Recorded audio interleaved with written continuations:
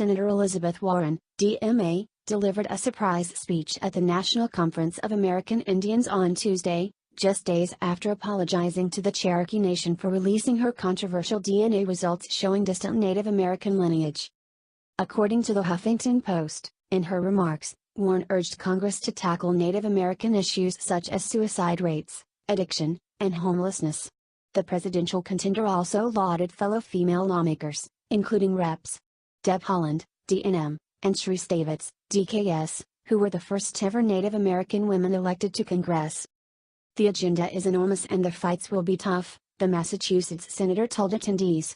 "And in tough fights, it is important to have leaders like Cheryl out in front. Cheryl is warm, and understanding, and sharp. She's forceful and, let's say it, she persists." Introducing Warren to the stage, Haaland said of the White House hopeful, "Indian country needs strong allies like Elizabeth Warren, whose unwavering commitment to Native communities and Native American women and children is needed in this political era." Warren, addressing the same conference in 2018, pledged to make Native American issues a top priority and claimed, "I never used my family tree to get a break or get ahead. I never used it to advance my career," the Huffington Post reported. The speech comes after the progressive firebrand recently apologized to the Cherokee Nation for causing confusion on tribal sovereignty and tribal citizenship and the harm that has resulted. The Chief and Secretary of State appreciate that she has reaffirmed that she is not a Cherokee Nation citizen or citizen of any tribal nation, tribe spokeswoman Julie Hubbard told the New York Times.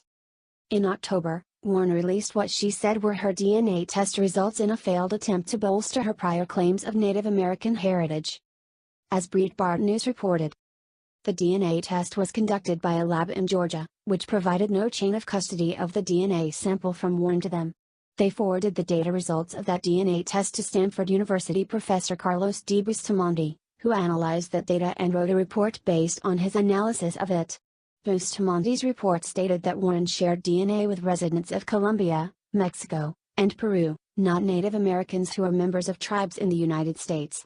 The results of that analysis, published on October 16, showed Warren may have a common ancestor who lived approximately 6 to 10 generations ago with residents of Colombia, Mexico, and Peru.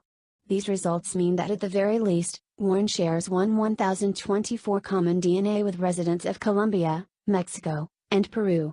At the very most, she shares 164th common DNA with residents of Colombia, Mexico, and Peru.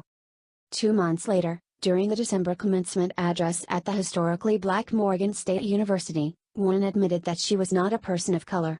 She went on to say, "I haven't lived your life or experienced anything like the subtle prejudice, or more overt harm, that you may have experienced just because of the color of your skin."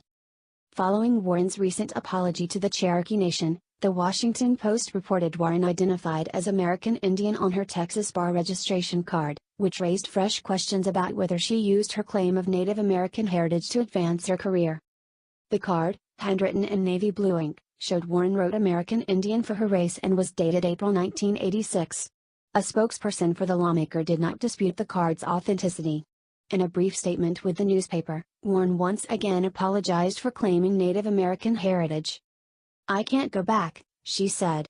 "But I am sorry for furthering confusion on tribal sovereignty and tribal citizenship and harm that resulted."